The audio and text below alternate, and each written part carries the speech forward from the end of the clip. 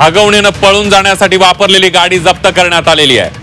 हगवणीनं पळून जाण्यासाठी ज्या गाड्या वापरल्या होत्या त्यांचा पोलिसांकडून कसून तपास करण्यात येतोय आणि आता हगवणीनं पळून जाण्यासाठी वापरलेली जी गाडी आहे, कार आहे, ती जप्त करण्यात आलेली आहे।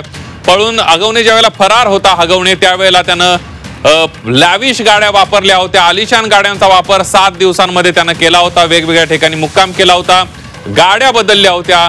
त्यातली पळून जाताना वापरलेली एक गाडी पोलिसांनी जप्त केलेली आहे।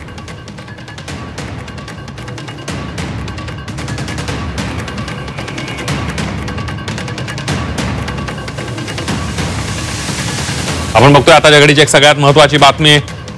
राजेंद्र हगवणेच्या मुसक्या आवळलेल्या आहेत, मात्र आता त्यांना पळून जाण्यासाठी वापरलेली गाडी सुद्धा जप्त करण्यात आलेली आहे।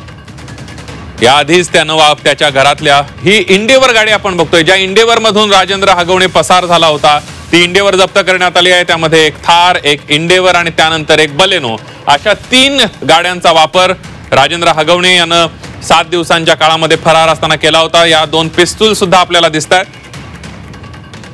आणि या सगळ्यामध्ये आपण बघितलं तर आता ही ब्लॅक कलरची फोर्ड इंडेवर ही कार सुद्धा जप्त करण्यात आलेली आहे।